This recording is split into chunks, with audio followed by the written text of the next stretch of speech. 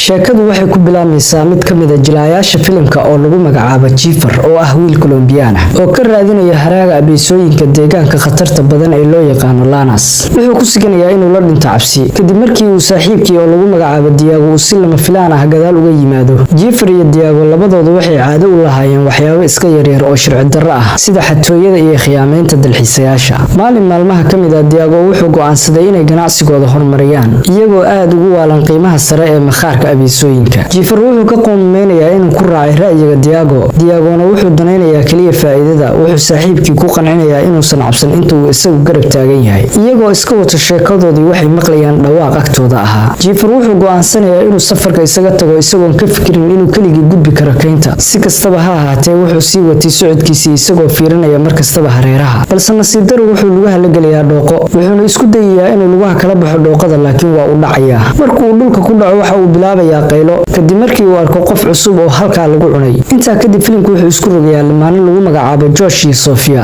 Josh iyo Sofia waa lamaane dhawaan kala tagay. Waxa ayna yimaadeen magaalada lagu magacaabo Bogota si ay uga qayb galaan shir caafimaad. Labadoodu waa dhakhaatiir. Waxa lagu casuumay inay muxaadarooyin ka jeediyaan munaasabadda. Laakiin waqtigii loo baahnaa kuma imaan maadaama aysan isqabin hadda. Josh wuxuu isku dayayaa inuu saaxiibadiis dejiyo isagoo u sheegaya in hagayaasha dalxiisku ay yihiin kuwo aad u fiican. Laakiin Sofia ma danaynayso inay dalxiis ku gasho dalkan maadaama ay ku dhalatay Colombia. Hagaha dalxiiskoodu waa Marcos, saaxiibkii hore ee Josh oo isaguna dhakhtar ah. Wuxuu ku sugayaa hoteelka isagoo uga mahadcelinaya inay aqbaleen inuu noqdo hagaha safarkooda. Inta lagu jiray wada hadalkooda waxaan ogaanaynaa Sofia inay shaqada hadda ka hor ka tagtay si ay u karsato carruurteeda halka uu Josh sii shaqayn jiray weligii. Taasina waa sababta uu shirku muhiim u yahay. Marcos wuxuu sheegayaa in muxaadaradooda dib loo dhigay ilaa Jimcaha. Taasina waxay farxad gelinaysaa Sofia maadaama ay doonaysay inay si fiican u diyaarsato muxaadaradeeda. Marka ay yimaadaan meesha kaarka qolalka lagu bixiyo, soo dhaweeyaashu waxay u sheegayaan inay heli karaan labadooda hal qol oo kaliya maadaama uu hoteelku buuxsamay. Laakiin Sofia waxay codsanaysaa haddaan la heli karin qol kale walba ay siiyaan sariiro kala duwan. Josh weli wuxuu danaynayaa xiriirkeeda iyo mar kale inay noqoto marwadiisa. Marka ay soo galaan qolka, Sofia waxay ka codsanaysaa Josh inuu u sheego Marcos inay kala tageen mar hore. Waxay kaloo u sheegtay inay isku soo dhawaan karin. Josh oo si fiican ula hadlaya ayaa ugu jawaabay haa taasi waa xallin doonaa. Laakiin Sofia ayaa si xanaaq leh mar kale ku tiri iga fogow. Josh oo dulqaadkii ka dhamaaday ayaa weydiiyay sababta ay u aqbashay casuumaadda haddii aysan u soo dhawaan karin iyadoo ka daalan inay u sheegto in sidoo kale ay shaqadu muhiim tahay. Kaliya waxay tiri waa inaad iga fogaataa. Marcos ayaa labadooda ku casuumaya casho 8 fiidnimo. Sofia ayaa u sheegtay inay ka tagi doonto Josh si ay ugu wada sheekaystaan Marcos. Josh iyo Marcos waxay ka wada sheekaysanayaan shaqooyinkoodii hore iyo waxay hore u soo sameeyeen. Labadoodu waxay aad u jecel yihiin socodka dheer iyo sahminta meelaha cajiibka ah. Marcos ayaa qoslaya kadib markii uu arkay in saaxiibkii uu soo qaatay isla boorsadii duuga ahayd. Joshna wuxuu ku dhahayaa aad baan ugu faraxsanahay inaan noqoto hagaha dalxiiskayga. Marcos ayaa u sharxaya wadada loo mari karo webigii cajiibka ah ee Carrera isagoo sidoo kale u sheegay in Sofia ay raaci doonto.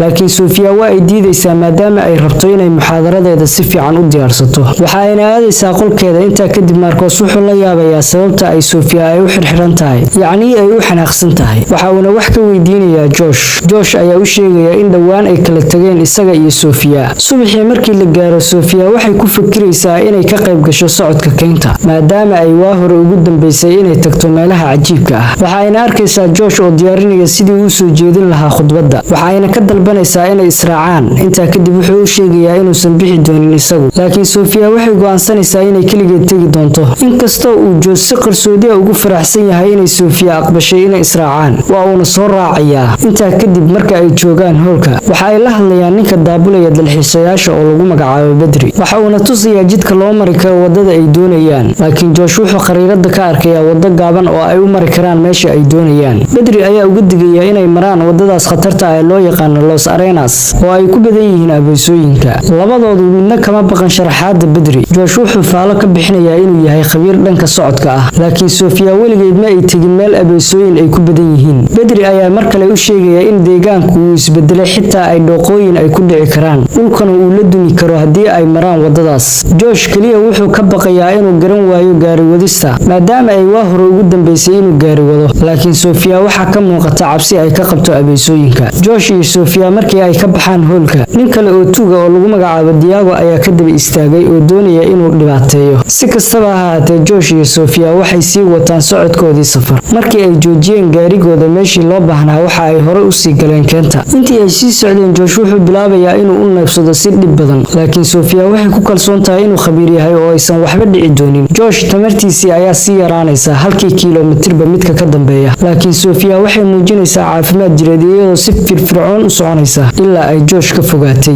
waxayna ku sugaysaa geed hoostiis. Josh markuu uu gaarana waa uu uga mahadcelinayaa sugitaankeeda, laakiin Sofia waxay u sheegaysaa inaysan isaga sugayn oo ay dareentay xoogaa daal ah, saas darteedna ay halkan u fariisatay. Waddo dheer ayaa aga hadhay inay gaaraan webiga, dhirkuna wuxuu bilaabayaa roob iyo guga. sidaa darteed Josh wuxuu Sofia ka dalbanayaa inay dib u noqdaan. labadoodu waxay dhaqso ugu soo laabanayaan waddadii ay ka yimaadeen. markii ay u soo dhow yihiin gaarigoodii waxay la yaabayaan inay arkaan Diego oo doonaya inuu gaarigooda xado. waa ayna u dhakanayaan, waxayna ka codsanaysaa Sofia Josh inuusan la hadlin dambiilaha, laakiin Josh wuxuu ku adkaysanayaa inuu awoodo inuu gaariga ka qaato intuusan xadin. Josh wuxuu maleynayaa inuu ninku yahay tuug iska yaryar oo doonaya inuu waxyaabo yaryar gaariga kala baxo. waxa uuna u dhaqaaqayaa dhanka Diego, waxa uuna uga digayaa inuu gaariga qaato, laakiin Diego wuxuu la soo baxayaa bistoolad. waxa uuna ka dalbanayaa lacag aad u fara badan. waxa uuna ku amrayaa inuu soo dhiibo boorsadii ay wateen isaga iyo Sofia markii ay ka soo baxayeen hoolka, gacmahana uu kor u qaado. Josh wuxuu aqbalayaa dhammaan amrada Diego. waxa uuna u sheegayaa in Sofia ay hadda la socon oo mar hore ay ka tagtay, laakiin Diego wuxuu dhowr jeer ku celcelinayaa aaway iyada xageesa ku sugan tahay hadda. si aysan dhibaato u dhicin, Sofia waxay ka soo baxaysaa dhagaxii iyadoo siinaysa boorsada. marka uu isku dayo in Diego uu qaato boorsada, Joshna wuxuu alwaax uga dhufanayaa madaxa. arrintaasi waxay suurtagelisay inay baxsadaan, laakiin Diego ma dhicin. waxa uuna bilaabayaa inuu rasaaseeyo,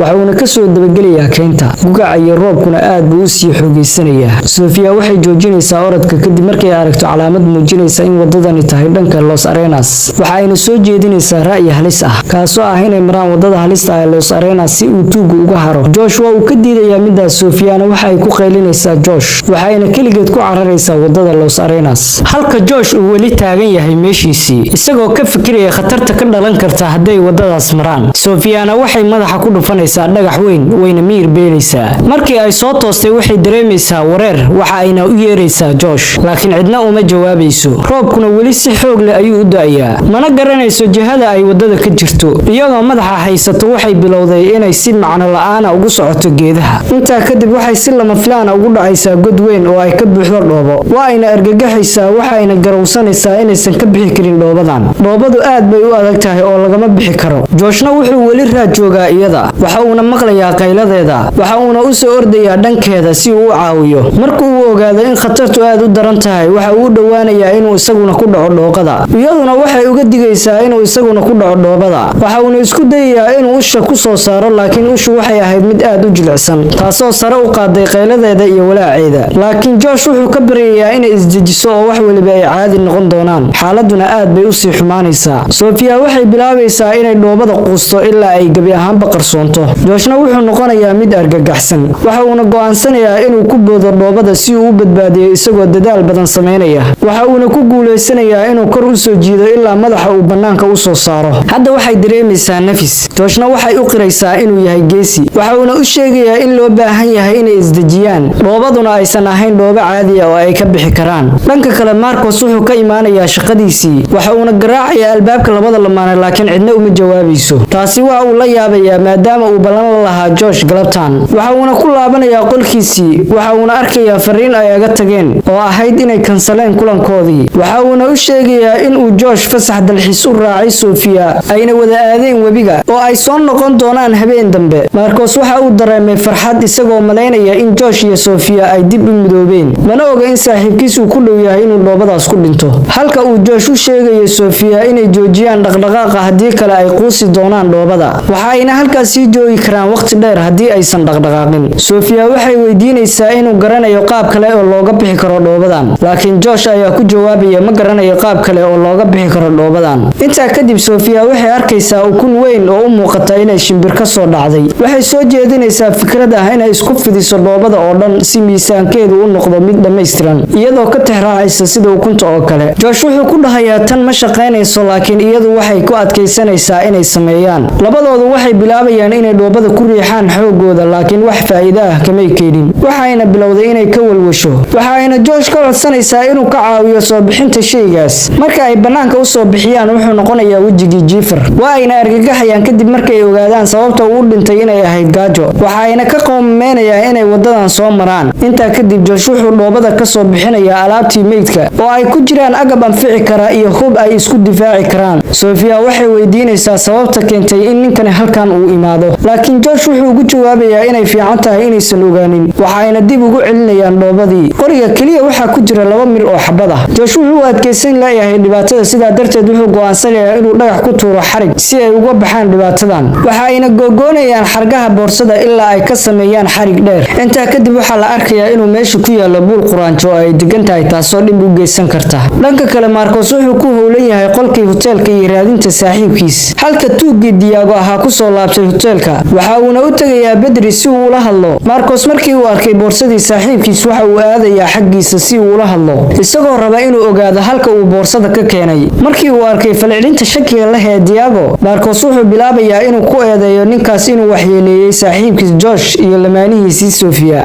Intaa kadib tuugu wuxuu isku dayayaa inuu baxsado, laakiin Marcos wuxuu maareynayaa inuu qabto. Waxayna labadoodu bilaabayaan inay wada dagaalamaan ilaa ilaalada amnigu soo kala dhexgalaan. Dhanka kale Sofia waxay dhamaystirtay inay xargihii isku xirxirto, laakiin iyadu ma hubto inay dhagaxa dhexgelin karto xariga. Josh wuxuu ku dhiirigelinayaa inay sameyn karto oo ay awoodo inay dhagaxa dhexgeliso xariga, maxaa yeelay isagu ma awoodo maadaama uu dhagax ka sii jeedo. Sofia waxay isku dayaysaa inay xariga dhexgeliso, laakiin ma gaarayo maadaama uu 2 mitir ka gaaban yahay. Josh ayaa mar kale ku dhiirigelinaya in saaxiibkood Marcos uu soo diri doono caawinaad haddii uu ogaado maqnaanshahooda, laakiin Sofia waxay luminaysaa dulqaadka iyadoo ku qeylinaysa isaguna ma ogaan doono maqnaanshaheena. Xitaa hadduu ogaado maqnaanshahooda ma fududa in keenta saan u weyn laga soo dhexelo. Intaa kadib waxay maqlayaan dhawaaqa helicopter, waxa ayna rajo gelinaysaa labadooda. Waxa ayna bilaabeen inay aad u qeyliyaan, laakiin dhirta ayaa aad u cufan oo lama awoodo in la maqlo qeyladooda. Sofia waxay qaadanaysaa qarxad si ay u gubto xargaha boorsada si qiiqu uu soo jiito diyaaradda. Josh waxa uu ku dhahayaa waad waalan tahay, umana ogolaan doono inay gubto xargaha boorsada. Waa ayna isku dhacayaan ilaa ay ogaadaan in diyaaraddu ay baxday. Sofia Josh waxay weydiinaysaa xoogaa biyo ah, laakiin wuxuu u sheegayaa inay ku jireen boorsadii laga xaday. Josh wuxuu aaminsan yahay inuu Marcos u imaan doono si uu u caawiyo. Iyagoo laga dareemayo farxad, Sofia waxay bilaabaysaa inay qeyliso iyadoo dhahaysa waxba ay cunaya. Dhabarkeeda waxaa daboolay quraanjo waaweyn. Josh ma awoodo inuu caawiyo, laakiin wuxuu siinayaa dhalo cabitaan ah. Sofia waxay quraanjada kaga takhalusaysaa khamriga, laakiin waxay ku reebeen qaniinyo fara badan. Intaa kadib waxay ku canaananaysaa sababta uu khamriga u watay iyo halka uu ka keenay. Taasi waxay keenaysaa wada hadal adag iyagoo aad u buuqaya. Sofia waxay u sheegaysaa inay fiicnaan lahayd inay qoriga adeegsadaan markii helicopterka ay ku qeylinayeen. Si kastaba ha ahaatee, ilaa hadda waxay u arkaan in qorigu faa'iido u leeyahay si ay ugu dheereeyaan xariga. Waxa ayna sharxaysaa sida ay u isticmaali doonto si ay xariga dhagaxa ula gaaraan, balse iyadoo sharaxaadeeda wadata waxay si lama filaan ku arkaysaa mas kaasoo ku soo socda dhinaca Josh. Isagu waa uu argagaxayaa, waxa uuna ogaanayaa inay suurtageli karin sugitaanka gurmadka iyadoo ay jiraan khataro aad u fara badan. Sofia waxay isticmaalaysaa qoriga, waxa ayna ku guuleysanaysaa inay maska xabad ku dhufato, laakiin ma aha inta aan la qaniinin Josh. Marka uu dhaqaaqa maska oo dhaawac ah, Sofia waxay isku dayaysaa inay u caawiso sida ugu fiican. Hadda xaaladdu waa isbedeshay, maxaa yeelay Josh wuxuu u baahan yahay in cisbitaal la geeyo inta aan la gaarin 6 saacadood. Suntu waxay si dhaqso ah ku bilaabaysaa inay jirkiisa ku faafto, waxaana macquul ah inay xubnihiisa curyaamiso. Dhanka kale Marcos iyo Diago waxaa loo xiray dagaalkii dhex maray, waxayna ku wada jiraan hal xabsi. Waxa uuna Marcos Diago u sheegayaa inuu lacag siin doono haddii uu xogta saaxiibkiis u sheego iyo halka ay ku dambeeyaan, laakiin Diago ma aaminayo hadalkiisa. Waxa uuna ka dalbanayaa inuu saacadda qaaliga ah uu wato uu siiyo. Ugu dambeyn Diago wuxuu aqbalayaa heshiiskii kadib markii la siiyay saacaddii qaaliga ahayd. Waxa uuna u sheegayaa in Josh iyo Sofia ay ku jiraan kaynta halista ah ee Los Arenas, inkasta uusan faahfaahin ka bixin xatooyada uu ku sameeyay. Waxa uuna u sheegayaa inuusan awoodin inuu caawiyo maadaama dhulkaas ay ku badan tahay dhoobada. Marcos marka hore ma aaminayo, waxa uuna u maleynayaa inuu doonayo inuu ka cabsiyo, laakiin Diago wuxuu sheegayaa in isbuuc ka hor uu halkaas ku waayay saaxiibkiis Jifar. Intaa kadib Marcos wuxuu u cararayaa dhanka waardiyayaasha isagoo codsanaya in la sii daayo. Dhanka kale Josh wuxuu rajadiisii oo dhan ku luminayaa xanuunka dareen ee hayo awgii. Sofiana waxay isku dayaysaa inay dejiso, laakiin suntu jirkiisa way ku sii faafaysaa, garaaca wadnihiisuna wuu siyaadayaa. Waxa uuna ku qoslayaa dadaalkeeda waayo ma awoodo inay isaga badbaadiso. Kadib waxa uu weydiinayaa sababta ay fikirkeeda u bedeshay oo ay u aqbashay inay safarka isku soo raacaan. Intaa kadib Sofia waa ay ka murugoonaysaa kamana jawaabayso, isaguna waxa uu ka shalaanayaa inuu su'aashaas weydiiyay. Waxa ay ogaanaysaa in qoortiisu ay madoobaanayso maadaama ay suntu saameysay. Sidaa darteed Sofia waxay go'aansanaysaa inay ku sameyso qalliin degdeg ah. Inkastoo ay halistay, haddana waxay ku kalsoon tahay inuu badbaadi doono. Waxa ayna isticmaalaysaa qarxad si ay midida jeermiska uga disho. Waxa ayna ku dhajinaysaa qoortiisa si ay dhiigga u joojiso. Xanuunka daran ee uu dareemayo awgiis waa uu miyir beelayaa. 7 saacadood kadib markuu uu soo kaco waxa ay weydiinaysaa inuu wax waliba xasuusto. Waxa uuna u sheegayaa inuu wax waliba xasuusto oo uu si daba u jecel yahay iyada. Sofiana waxay waxay ka qoomameynaysaa inay isaga mar hore u xanaaqsanayd intaa kadib waxa ay dareemaysaa inuu masku mar kale soo laaban karo waxa ayna ku fiirinaysaa doobiraha marka ay aragto kadib waxa ay daandaansanaysaa maska si ay u disho waxa uuna ka imaanayaa gadaasheeda mana awoodo inay iswareejiso haddii kale ay dhooqada quusi doonto sidaa darteed waxa ay isticmaalaysaa mindida muraayad ahaan si ay ula socoto dhaqdhaqaaqa maska waxa ayna ku tuuraysaa xabadii ugu dambeysay waa ayna la waanaysaa masku wuxuu isku duuduubayaa dhammaan jirkeeda intaa kadib waxay soo xasuusanaysaa xusuuso hore iyadoo ka helaysa dhiiragelin waxa ayna qabanaysaa madaxa maska jooshna wuxuu maaraynayaa inuu maska dilo waxa uuna ku amrayaa inay meesha ka baxdo ka hor intaysan suntu ku badan waxa ayna isticmaalaysaa maska si ay xariga ugu gaadho dhagaxa ugu dambeyn waxay maaraynaysaa inay dhagaxa la hesho xariga oo ay dhooqada ka baxdo mana doonaysa inay keligii ka tagto